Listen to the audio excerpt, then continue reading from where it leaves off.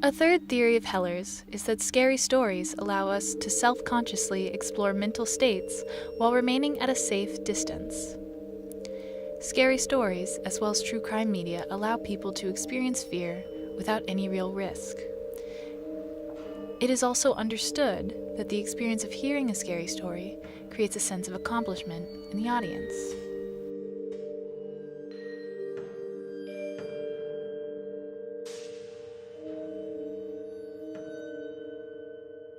Horror stories involving cars and young adults are common and have appeared in many different formats.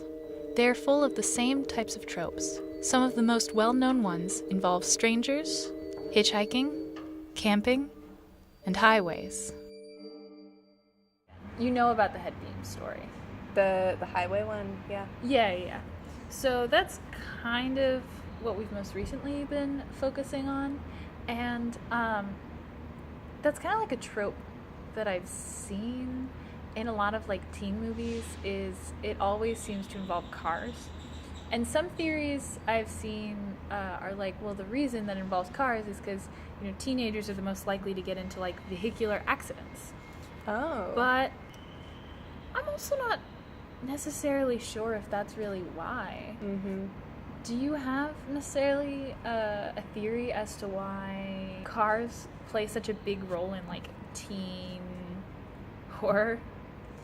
Well, I think it's interesting that it's teen horror, because I think there are several reasons why maybe that's cars, and one of the ones we had talked about was the highway murders. Oh, the freeway killers? The freeway killers, yes. Yeah, there were 3 of them. And there were 3. There were 3 freeway killers. There were 2. Patrick Kearney, William Bonin, and Randy Stephen Kraft. Those are the 3 people who all have the name of the freeway killers, and the thing was that they were like 3 different serial killers who all just happened to be killing in the same area at the same time, like in the 1970s. Like, that's the other thing. I think, at least in America, the reason that the highway is always a big trope is because, like, long stretches of the highway, there's not a town nearby for miles. It's just connected to wilderness. And it's because, like, the United States is so freaking big. So huge. And highways are the way that we get about. And, late at night. And, like, people robbing people or hurting people on highways is not anything new. Highwaymen have been around since the 16th century. And if you don't know what highwaymen are, they mostly targeted England during like the 1600s. And basically they would just kind of, on horseback, ride up and down the roads and hold people up at gunpoint and be like, give me your gold if you want to live. And people would be like, I want to live. Surprisingly enough, it wasn't a difficult decision. I always think about, like, if I ever got held up, I would definitely be one of those bullheaded people who would be like, no, don't take my things. And they'd be like, I'm gonna kill you. And I'm like, okay, don't take my things. You can kill me, just leave me with my things. Yeah, like, I want your things, not your life. And I was gonna be like, well, you're gonna get one of them, and it's not gonna be my things.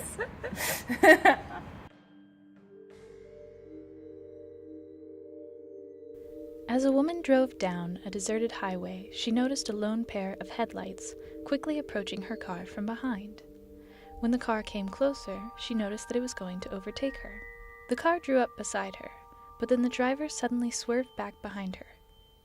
He pulled up dangerously close to her rear bumper and began flashing his high beams at her. The headlights dimmed for a moment, but then the high beams flashed again, and the car behind her surged forward. The car followed her. Very, very closely, and on tight curves or over hills, he would flash his high beams on and off. The frightened woman struggled to keep her eyes on the road and fought the urge to keep looking at the car behind her. Finally, she approached her exit, but the car continued to follow, flashing the high beams again and again and again. The terrified woman took out her cell phone and dialed 911. When the operator answered, the woman screamed into the phone, "A car is following me. He keeps tailgating and blinking his lights at me." The woman gave her address, and in a few minutes she saw the red and blue lights of a police car in the distance. She breathed a sigh of relief as she pulled into her driveway. But suddenly, the strange car pulled into the driveway behind her and began blinking its lights like a maniac. The police car screeched to a halt on the woman's front lawn, and 2 police officers jumped out with their guns drawn. They pulled the man out of the strange car and forced him to lie face down on the lawn. Then they handcuffed him as he screamed, "There's someone in the car! There's someone in her car!" The 2 policemen suddenly pointed their guns in the woman's direction and fired. The woman screamed, but when she turned around, she saw the bloody corpse of a murderer fall out of her back seat. There was a large butcher knife still clasped in his cold, dead hand.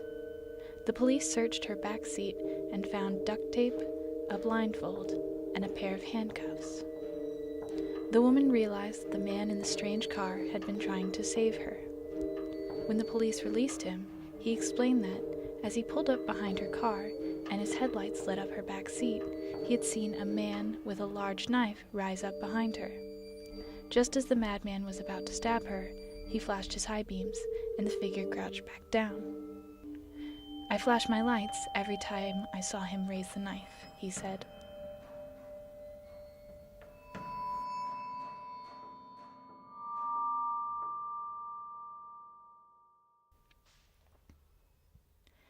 You may ask why this is important, but video games are able to provide something that film, books, and oral storytelling cannot.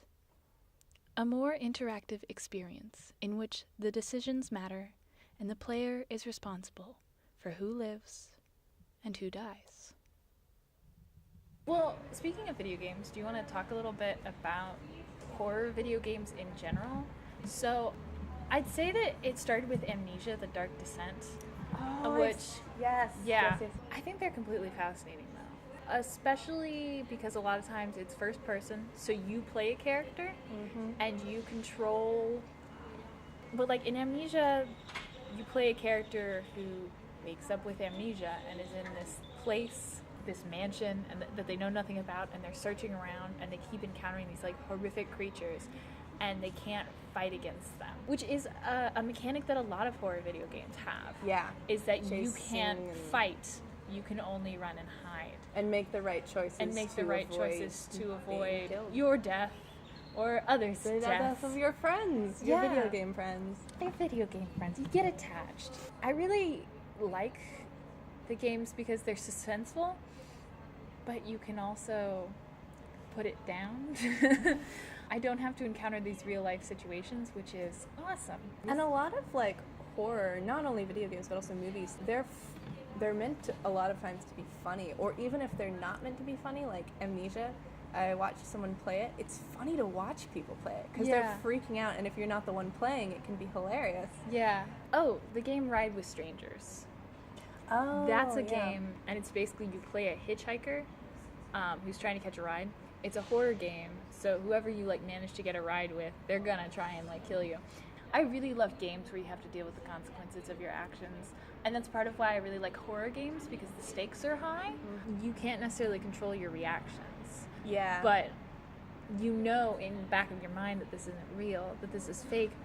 But I get attached to the characters, like with when you're playing it and you're playing. actually there, it really feels like a book. Like Yeah. you get attached to the characters in the book in the same way. Oh yeah, and for like Until Dawn, you have like 4 people.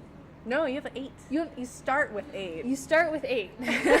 You might get down to 4. You might get down to 4. Yeah, but you have 8 people that you're controlling the lives of. What got me with the decisions were when you are playing one character and you have the option of risking your life to save another character or to save yourself. Oh yeah, Those that was are always hard. Bad. Yeah. Because you will play that character again eventually, and then Yeah. you'll have to deal with the consequences of your actions. I've noticed that when we play video games, we play them very differently.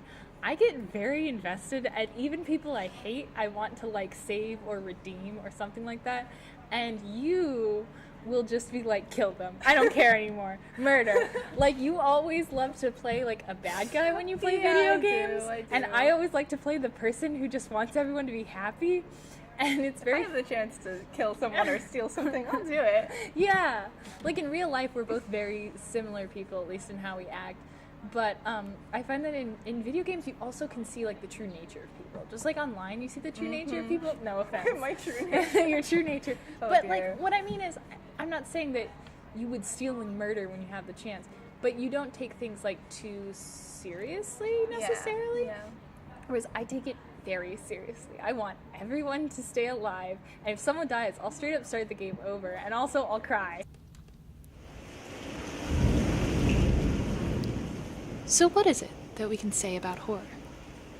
What exactly was the point of this entire series? There has to be a conclusion reached. But there's so many different facets to what created horror as we know it. What I can say for certain is this. Storytelling is not just entertaining, it's necessary. The urban legends read throughout the series are most likely familiar to you as a viewer, especially if you grew up in America in the late 90s and early 2000s. And many of these scary stories are rooted in something real, a lesson that must be learned, or a story that must be told. We were raised hearing them, and they've affected the way we view the world. But eventually, fear changes, evolves, and so the storytelling must evolve with it.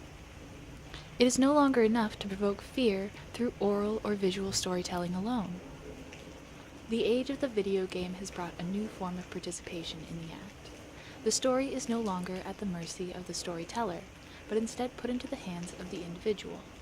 And through that guilt by association, it allows for a new form of helplessness to take root. But what happens when that is no longer enough? I suppose we'll just have to wait and see.